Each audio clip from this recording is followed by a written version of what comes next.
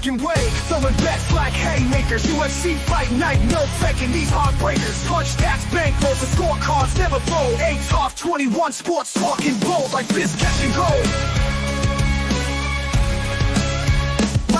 Erik saying underdogs got swagger.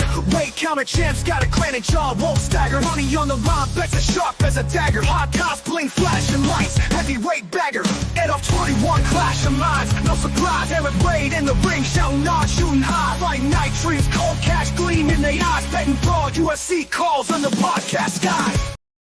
We have reached the part of the podcast and be talking some UFC, and who better to come on than Wade, aka TopFlightWagers. Wade, how you doing today, my man? Doing fantastic. How about you, buddy? I'm doing good. Those tuning in for the first time, we each have 3 bets. We're going to have our finished parlay. We're going to build you a DFS lineup. Dude, funny story about last time we were on. Funny story, okay? So with our finished parlay, you were like, I forget who it was. You're like, this dude is going to win. No doubt. He's going to knock him out. Blah, blah, blah, blah, blah, blah, blah.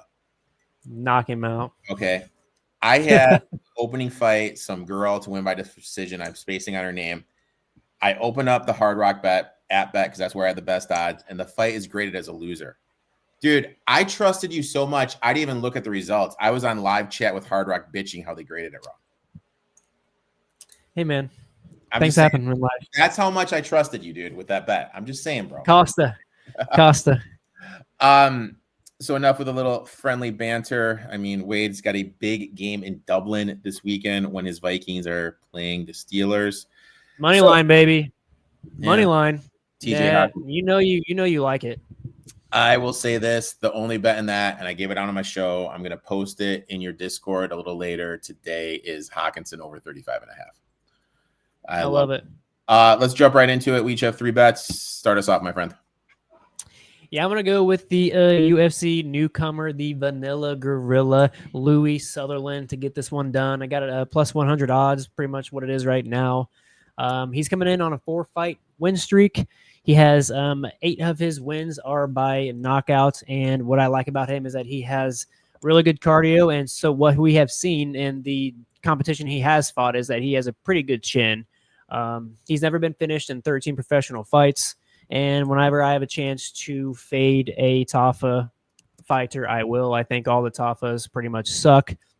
Yeah, they can clip you if your fighting IQ is low when you're running in there and just wailing shots. The Tafas can absolutely catch you and put you out. But I just don't think that's what we're going to see. I think we're going to see Sutherland put Tafa up against the cage. I think he's going to weigh on him. I think eventually he's going to find the shot on him. I'm not sure if he's going to find a KO here, but I think he's going to damage him enough to at least take a decision victory in his UFC debut. If not, come out with a knockout. I don't think it's going to be in the first round.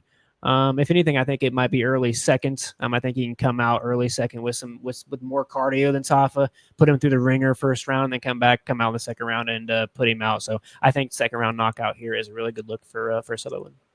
I like it. I was looking at this one too. My first one, as I'm going Urslan plus 180 over Jimmy Crute. I really think a live dog here. First, the knockout upside is undeniable. Urslan has finished 10 of his 14 wins by KO, 71% knockout rate. He brings real fight-ending power, and that matters in a division where one clean shot can flip the outcome.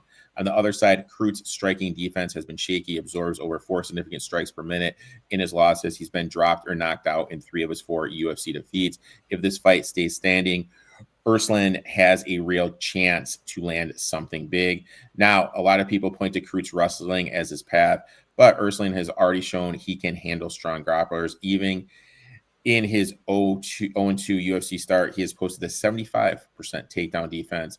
What the distance against tough grinders like Cutelaba. Crute averages over 1 takedown per 15 minutes, and his history of fading in fights drags on. Urslan's durability and scrambles could neutralize that path. And this is where I think the match tilts. Geez, I can't even talk. Crute often starts fast and fades. Urslan, on the other hand, has shown he can rally. Look at his KO of Normano. He weathered early adversity, then poured it on, pressured in volume. If he can keep this fight standing into the later rounds, Crute's cardio becomes a liability. Finally, Let's talk value. Kurt's being priced about 190, largely because of his names. There's a recent submission win, but that snapped a 5-fight winless skid, and it came against an opponent who wasn't on Ursun's level. Meanwhile, Ursulan brings the KSW championship pedigree, really fighting upstride, hunger for his first UFC win. I'm getting plus 180 against a fighter I think is insanely overrated. Give me Ursula plus 180, my friend. Next bet. Where are you going? Do a parlay here of Navajo Sterling money line, and then I parlayed that with the Dayanara Luke Boonmay fight to go over 1.5 rounds.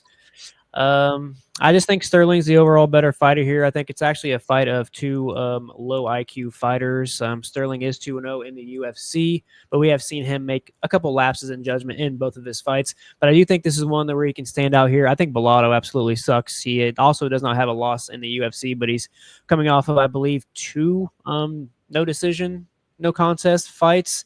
The last one was against Paul Craig, where he did that stupid knockout flailing thing that did when they were on the ground. So he's just a really hard fighter to back, and I've been waiting for a good opportunity to pick against him. Sterling has gone to 2 decisions in his fights, but I do believe this is a fight that he might be able to find a knockout here. He has really good power. He likes to stand at a distance. He can have low output at times, but he's very technical. I do think that he's going to be able to find Bellato here. I think he's going to hurt him with his power shots, and I just think he's either going to take a first out knockout win, or he's going to drag this out over 3 rounds and just win with overall damage. So if you want, I also like the decision plus knockout look in this for a doubles chance as far as if you want to kind of stay away from the parlay.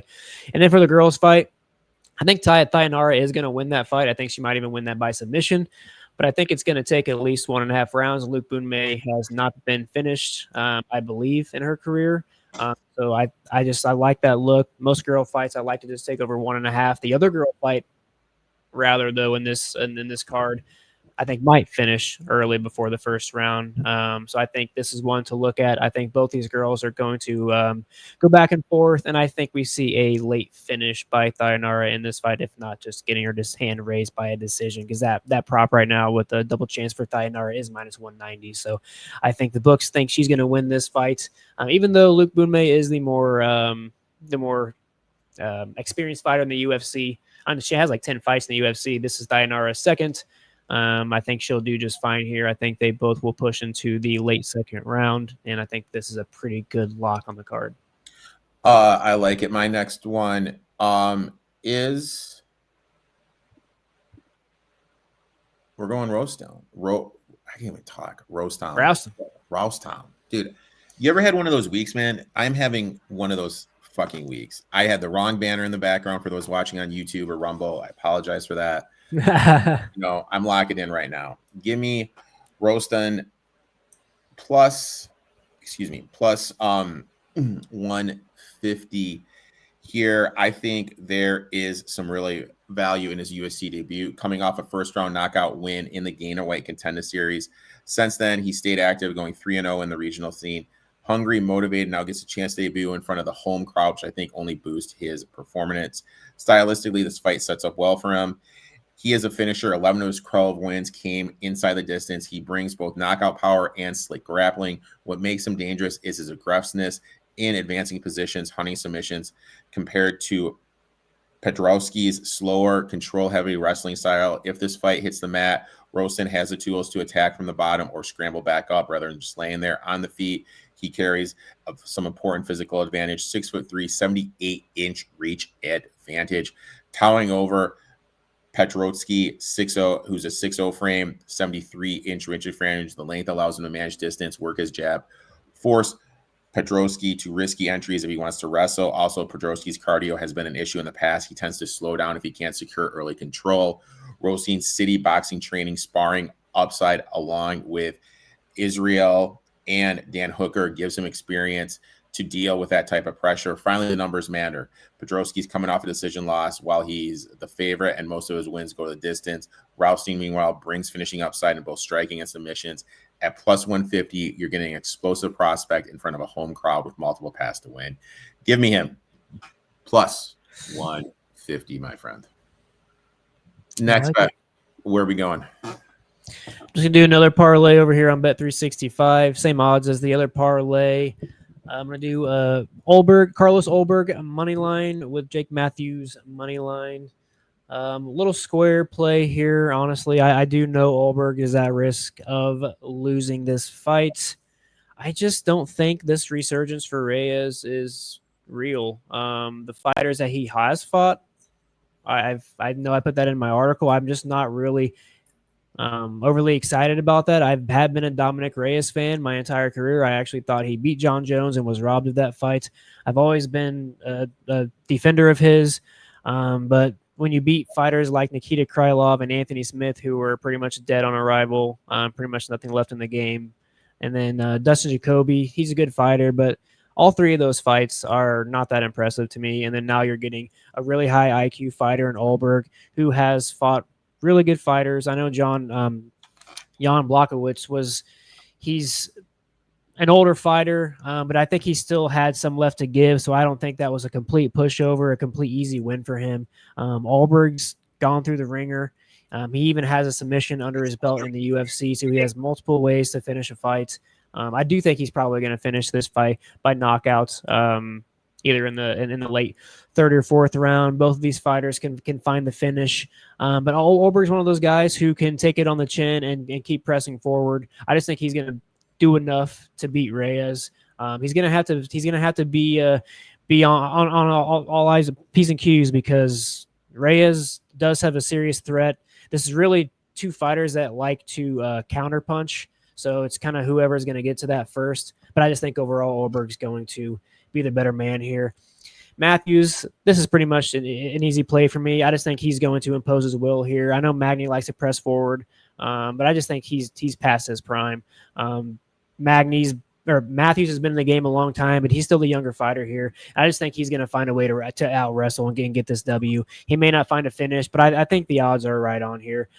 Some of these bigger odds guys, they can lose, but I'm pretty confident that Matthews is just kind of run through Magny here. I just don't think Magny has anything left, even though he has fought a lot of good fighters. Prates, Morales, both of them took him out in body shots. I don't see a finish here, but I just think Matthews is going to overwhelm him on the ground. And being at home, I just think the Australian is going to get it done. So I just like this parlay of the probably the two stronger Australian fighters on the card, New Zealand fighters, whatever you want to say. I just think this is a pretty good play. If it loses, I honestly won't be shocked. Magny's really experienced, and Reyes is somebody that's got some momentum going. So we'll see. Play this one lightly. I wouldn't hammer this play, but I like it enough to make it a play. I love Neil Magny, but I mean, yeah, me too. On the head. And Reyes, I mean, you don't even know what you're going to get from him. I thought his last one was a little fluky, but it is what it is. My next one, and I know you disagree with this one, I'm going Ellison plus 185 in his UFC debut against Brando Persolicki. This is a classic live underdog spot. Ellison, 7-1 record, 6 knockouts, finished 6 of his 7 wins inside the distance, showcasing one punch power that thrives in the heavyweight division, where one shot can change anything. His opponent has more experience, an 8 KO record, has been dropped in both losses, absorbs nearly 4 significant strikes per minute. Ellison's aggressive power style could exploit that early. Fighting in front of the home crowd is huge for Ellison. Motivated, energetic, ready to make a statement. Now, on the flip side, Perowski, an international fighter traveling across time zones, could struggle with the hostile environment, while Ellison feeds off the energy and momentum of the USA debut. Ellison, fresher, more physical in his prime, 28, speed, power over his opponent, who has a history of taking damage and slower in the later rounds. Ellison also has improved his takedown defense and scrambles, keeping the fight standing, whereas knockout power is more dangerous.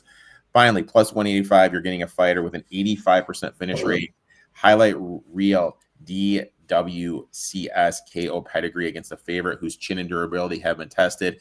Ellison's combination of wrong power, relentless pace, home crowd boost, and finishing upside makes it a prime spot for an upset. So give me double E. Give me Ellison plus 185 to make a big statement. Now we have our finished parlay, and you being the dick you are, you're just, going against me on your half of the finished parlay. Listen, In fairness, I'm not really saying your play is a bad play. I actually think the best play in that fight is just that fight to finish in the first round. It's like minus 135, and it's not the best odds, but I do think that's going to happen. I don't know, man. I think Parachich is the real deal, dude. That's all I got to say. Montague, I love that play. Like I told you, she's that's the fight I'm worried that's going to have a finish, but this girl can't finish every single fight, and now that she gets into the UFC, she's going to start facing a lot better competition, which I like the decision look on that one for sure. We found this at plus 352. Nice. When I look at Michelle to win by decision against Carolina, she comes in undefeated, 6 pro wins, all by rear naked choke, looking to translate her regional dominance to the octagon while she's a lead submission threat. This fight is against a durable, raked opponent. I really think it's likely to go the distance. Michelle's strengths lies in her wrestling and top control, averages 3 takedowns per 15 minutes, dictating pace and control time. Carolina has shown some strong takedown defense, 74%. She has never been finished, so the submission isn't guaranteed. That's why this decision props, in my eyes, offers tremendous value. Michelle can grind out fights, use her size, cardio, win on points to overcome. Striking may be a factor too. Carolina lands almost 5 significant strikes per minute, which could force Michelle into a tactical, measured approach early instead of just diving right away. Michelle, reach and size, home crowd energy, gives her an edge in controlling exchanges, keeping the pressure throughout the fights. There's value here. I found it at plus 175 for the win via decision. So that is our parlay piece that we're going plus 352. We're going to keep track of these. So far, we are 0-1 minus 1 unit. Hopefully, you can get it going here. Let's go ahead and let's bring on our DFS lineup. All right, my friend. Where are we looking at first? We'll organize by salary. I mean, you're pretty heavy. Is there anyone you're just adamant about? You know, we're looking for control time and to win inside the distance. Yeah, I think Sterling is a lock on this card. All right. So, boom. Let's go Sterling. Everything else is kind of up in the air. I think Montague's going to win. You like the decision. What did we think? She's pricey, though. Yeah, she's pricey, but, you know, we can go down here. There's some definitely...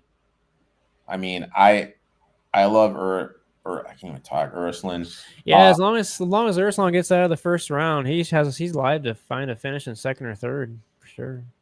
I like Roston. Anyone else you're kind of looking at here? Urslan I like too. I don't know why I've been debating giving him out as a pick. I've just been worried about Petrosky. He's just these more experienced UFC fighters just find a way. They find a way, man. We're not going to play Matthews. He's too expensive. I think Goldberg's too expensive. Plus, he's at risk of losing. I don't mind Tom Nolan, but I also think Campbell could win that fight. What about the girl? I do think she's going to win, but I mean, if we go here, that gives us down to 7. Is there anyone? Oh, we already got Ella. We got my boy. He's going to get starched, brother. I'm sorry? He's going to get starched, brother. Okay. All right. So we can go here to the $8,000 option. Anyone here? You like Nolan? Is that who you said? I don't know. I do like him, but What about Sutherland? Sutherland 78. That leaves us 9,100 to play around with.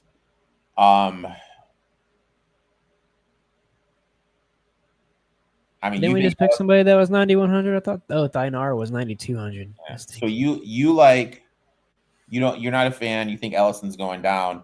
If we go with Brando, that fits us in. Yeah, then if I'm wrong, you're gonna blame me. Dude, that's everything in life to do, man. It's either that or Nolan. Okay, surely we can't put any money on Malarkey. I think Musasa sucks. I think Thickness could win that fight. I love that name, Thickness. Yeah, I think Thickness can win this fight too. I feel like I'm gonna maybe bet on him. He's a dog. Take that out. You want to go Nolan here? I think so. He could lose, and I'm gonna be really pissed. Dude, why are you so fucking negative, man? Because a lot of these fights are kind of toss-ups, in my opinion, man. I think Campbell's tricky, dude. You know what my old man says about confidence? It's the one thing you can fucking fake. So we are going Sterling, Ursuline, Rostas, Sutherland, Nolan, and how do you pronounce this chick's name? I don't even know. Montague. I haven't really watched much of that tape because I really usually pass on girl fights. So we're going to call her Michelle, double M. So Yeah, there you Michelle. have it, folks. That is this week in Montag. UFC. We will be back next week. Make sure to give this man a follow at TopFlightWagers. Also, make sure to check out his Discord. I pop in once in a while. I need to do a better job of that. I appreciate my man. Best of luck in your bets. Let's go Steelers, and I will talk to you next week, my friend. Dagger to the heart. Oh. All right. Good luck to you, man. We'll talk soon, bro. See you guys.